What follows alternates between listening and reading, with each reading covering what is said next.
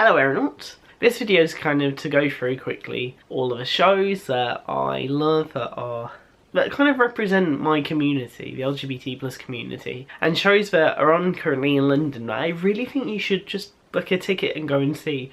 There are cheap ways to go to them, such as going out to Datix and winning a lottery, etc. We're going to begin with the one that I talk about a lot. Jamie. Everybody's talking about Jamie the musical. It is my tied most seen show ever, and the show follows 16-year-old Jamie New as he goes through his desires and dreams to become a drag queen and his plan to go to his prom in a dress. It's great. It's set in Sheffield, and that's where the musical originated. It's currently extended, I think, on the 5th of July, or like a date very soon in July. It's been live screened to a lot of cinemas across the UK, so if you can't get to London, go to a cinema, find out which of your local cinemas is showing it, and go and give it a try there before you spend money to come to West End. For a lot of people who don't live down south, that's normally better to know if you like it, and it's a lot, and it'll be cheaper. But it's definitely one to watch, especially if you're young, like a teen, or like in your 20s. It's a great show for like, because all the characters are around your age. But then it's also great for like anyone, especially I think like anyone who's had to come out to their parents. Or my thing is that I just cry a lot every time I see it. Whenever we get to the mom's songs, Margaret's songs, I kind of like ball up. Because it really reminds me of like how much I love my mom and how accepting she was of me and of who I am, and I think it really touches home for anyone who's ever came out and how their parents reacted and like the support system and stuff. But it's just great, and Luke Bay is currently on. Well, he was last week when I went to see it, and he's great in this role. Like any cast, I've seen so many different varieties of casts for Jamie, and every time it's been insane. So that's number one. Go and see, because I was truly happy watching it. The next show I saw on Monday, and that was Fun Home.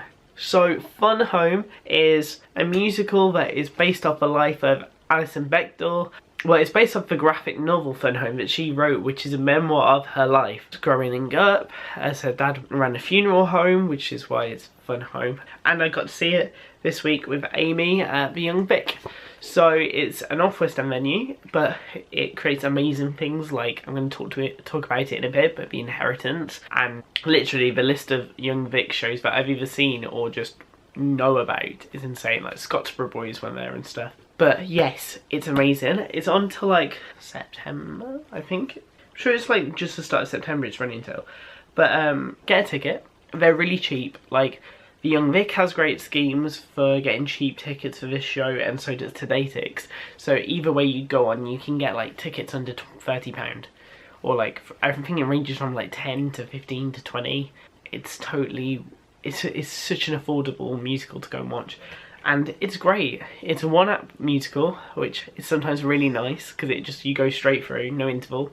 So you just get the whole story in one go, which I think sometimes is nice because sometimes I think the interval takes you out of it, and you kind of, then the act one opener is kind of going to get you back into the show. So it's kind of nice when you get that. The cast are insane, and it has like, I think this show, like, because it won so many awards at the Tony Awards, including Best Musical with the original production. I'm hoping this will transfer so you can get some Olivier's. But it brought some songs that I think were really needed for LGBT plus musical theatre, like Ring of Keys and Changing My Major to Joan. Complex and interesting songs that are from the voices of a lesbian woman.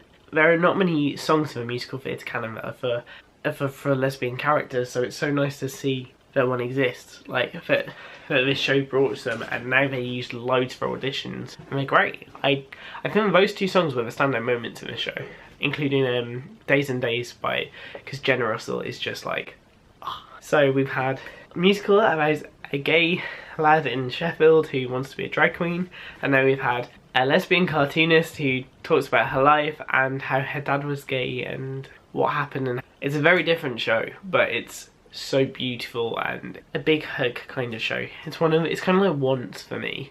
So if you're a fan of those kind of musicals, so I guess on Broadway at the minute it's like The Band's Visit. It's that kind of really intimate show that kind of brings you in and really detailed. Whereas Jamie is, but it's also very big and fun and dancey and stuff, and really modern. The next show I want to talk about, but I don't think I've got something for it, is Lonely Planet at Trafalgar Studios Studio 2, which I'd never been in until this week, and it's like this really little theatre that's underneath the big studio one where like Grinning Man was. The show is beautiful. When I first went into it, I was scared. Just because, like, for me, I guess, when it's like going into a HIV or AIDS related play, I instantly go in kind of like dreading that I'm going to be crying throughout the whole thing. I don't normally go to shows to make me cry, but I kind of went in being like, oh my gosh, is this going to really play on my mind for ages? Am I in the right place for a play that's going to affect me this much? It tackled the topic and the epidemic in a way that that was really powerful, but wasn't too graphic on the eyes, which I think is something that makes me go a bit like, oh. Like, one of my favourite musical ever is Rent, and it covers it really strongly with Angel. So I'm not adverse to like plays about the epidemic. It's just, I just didn't know if I was in the right position for it, or if it was going to be, because there was no music, etc., if it was going to be a bit too much. But it's actually not. It's set in a map store, and there's only 2 characters in it, and it's the relationship between them as friends and how they're both reacting to this crazy panic epidemic that's happening. They never mention the word HIV or AIDS in the whole show, because at the time they didn't know what it was or what it was called. They just knew a lot of gay men were dying. There's like this thing where they bring in where chairs keep on appearing in this small space, so you're like, oh my gosh, where are they going to be able to move? And then you can figure out what the chairs symbolise and stuff. I really challenge any gay man or any person in the LGBT plus community to go and watch the pivotal plays that were made at the time. So that's Lonely Planet, Angels in America, My Night with Reg, and then like Party, because that was kind of the same thing but in semi-UK at the time. And then The Inheritance, which is a new play about the current day and looking back at it. And The Inheritance is about to open at the Noël Coward later this year, because it run at the Young Vic, and I got to see closing night, and it's 2 plays, but it's kind of like Harry Potter where they do 2 on the same day thing, so you can just sit through for 7 hours. I mean, you get like a 2-hour break in between, and you get like 3 intervals for each play. Honestly, The Inheritance is probably the best piece of theatre I've ever watched this year. In a nutshell, it beat all the musicals I saw. It's just perfectly written. It's one of those plays where you get to the interval and you're like, okay, I don't want this interval, I want to carry on, I need to know what happens, you've made me want to see. And then it was just really funny, like, there was so much humour in it as well as drama, because I think when it's a long play, like, I really enjoyed The Ferryman, but at points I was like, it's a long drama, and for me, I like how The Inheritance was this balance of everything. It had enough narrative and kept moving quick enough that you were always part of it and intrigued. And it had so many moments that just surprised, and the ending of Act 1 is probably the most heartbreaking thing I've ever seen, where something happens and everybody was just crying. And I've been good to not tell the spoiler to anyone, because I just want people to go and book for that show, because I think The Inheritance will be a show that you'll be talking about for years to come, because I know I will. Oh, and with The Inheritance you can get like £15 tickets for both shows. Today tickets are doing really cheap seats, and again, because it's a Young Vic production, it's very likely that it's quite easy to get decent tickets for a good price, because they want people to be able to watch theatre. And then the other one I'm going to talk about is Kinky Boots, because it's, along with Jamie, is my most seen show, and it closes in January, so it's really sad for me to talk about. But I recently saw the new cast for season 4 cast, and they are insane, and I need to go. I saw it twice in the same week because I was so like, oh my gosh, it's probably closing soon, I need to watch it loads. And I want to go back when Jordan's on, and because I didn't see Simon at all that week on, so I want to see Simon before it closes again. But the new cast are great. Massive, massive, massive moment 7. Natalie McQueen is one of the best Laurens I've ever seen.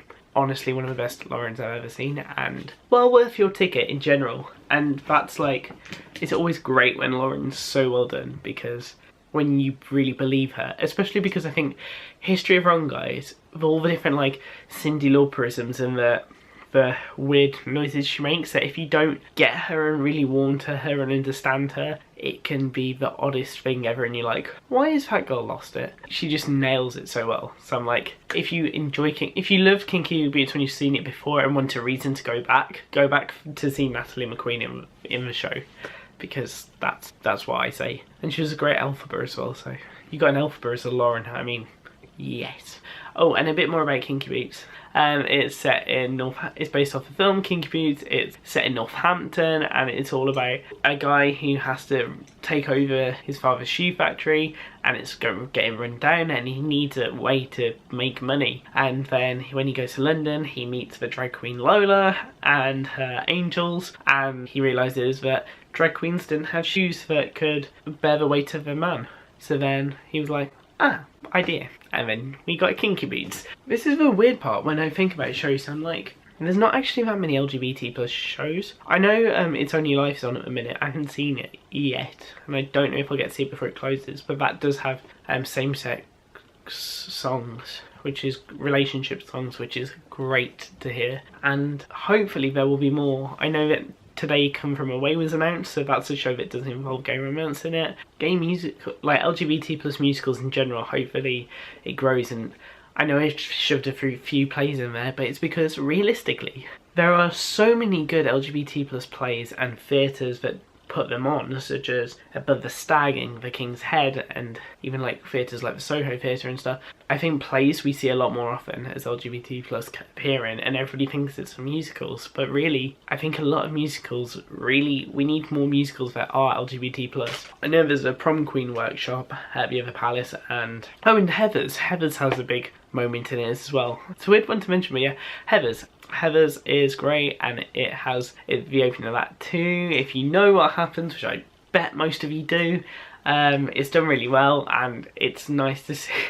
It's nice to just see this big rainbow like being like projected on the set. And because it's Pride Month, I just wanted to give you a brief rundown of shows that I think you should go and see before they close, or while they're on, while there's a good way to get cheap tickets, such as the Lost Jamie lottery. There's loads of offers coming up for these shows, and like Kinky Boots has a great front row lottery on Today's Fix.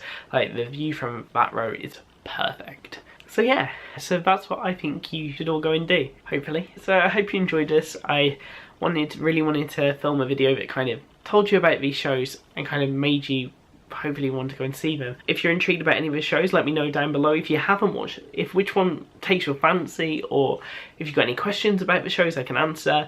And also, have you seen the shows? What's your favourite LGBT plus musical or play? Let me know down below. Yeah. Right. Subscribe if you haven't already. I'm trying to do a lot more theatre related content and stuff on here so that we have a big chat together. And yes, I shall speak to you later. Bye, Aeronauts. Love you.